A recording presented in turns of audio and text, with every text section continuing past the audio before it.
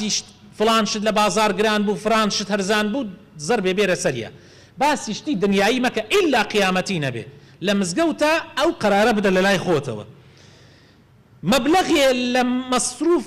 مەبلەغێکی مانگان ئەگەر تۆ مۆزەفی لە ڕاتبەکەت ئەگەر مۆزەف نیت و دوکانداری و بازرگانی و هەر ئیشێکی ترت هەیە مەبلەغێک دانە لە سەتا دە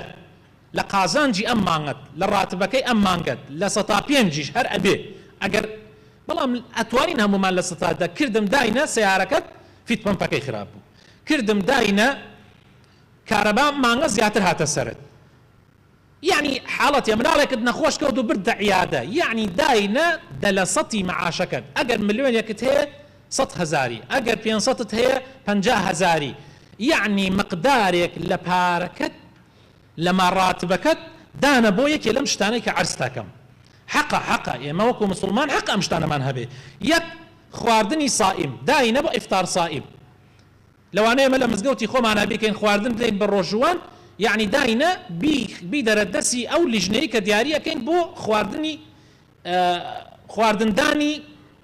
روجوانيك بيغمري خواص الله صلى الله عليه وسلم هر كسي روجوانيك نان بدا اجري روجوك اي دسك ببيع او اويش اجرك كم ببيتوا يعني اگر تو روجوانيه تير بكي يعرف ناني بدي خيري او دسك بي او كان خيري دسك او توش او خير دسك بي دوهم كريني كلوبلو خواردن واوانا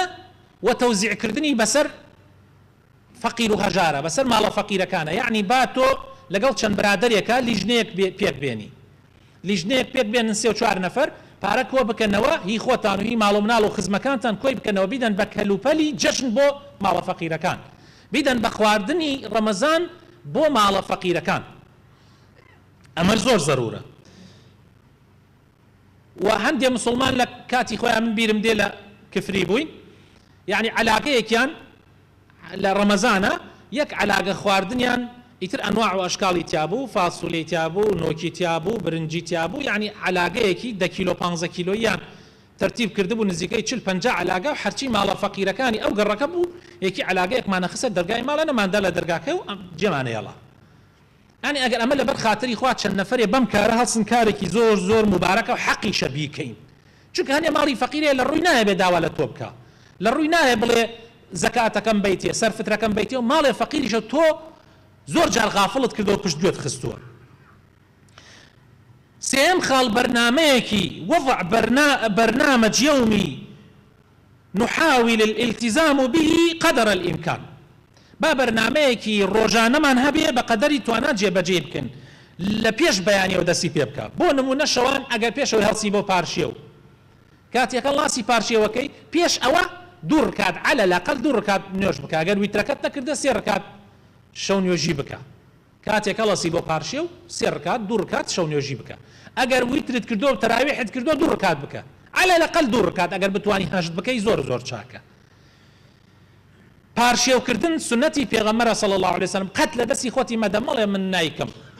اگر بقی او ابي که پیغمبر صلی الله علیه وسلم فرمود سحروا فان في السحور برکه پارشیو بکن چون راسی پارشیو کردن برکتی تیایه سیم چند دقیق دانت استغفار داوای لبدن لخوای گورکه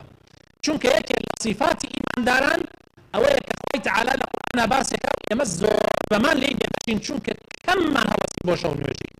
والمستغفرين بالاسحار اوانيك لكاتي بارشيو استغفاركم يعني حق لكاتي بارشيو كردنك شابي بنتي كيك استغفر الله يقبك ملا دسي خطمة الروجان قشت بيك قشت بارشيو بيك سنتي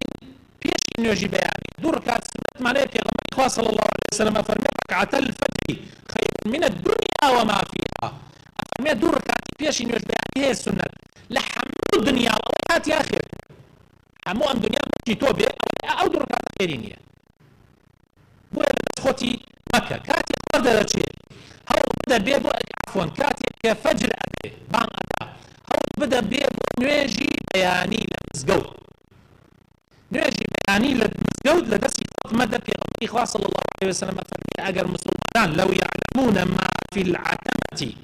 والصبح لاتوهما ولو حبوا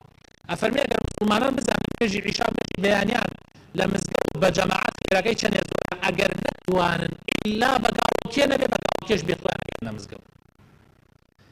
دەستی خۆتی مەدە على الأقل ڕەمەزان لە دەستی خۆتی مەدە با فێری بۆ کاتەکانی تریش مەشغوڵکردن بە سکرەوە لە دوای نوێژی لە دوای بانگ هەتاکو نوێژی بەیانی ئەوێ ئەو بەینەدان شە سکر بکە دوعا بکە کاری یعنی ئیتر یا ئەگەر وتارێک ئەبێ گوێ لە وتارێک بگرە لە بڕوا بەلاش دانیشتن لە دوای نوێژی بەیانی بۆ زکرەکانی دوای نوێژی بەیانی بۆ دوعا ئەگەر بتوانی قورئان بخوێنی و دانیشی تا خۆر ئەچێ و دوایەوە دوو ڕکات نوێژ بکەی ئەمجا بڕۆیتەوە پێغەمبەری خوا صلی الله عليه وسلم فەرمێ هەر کەس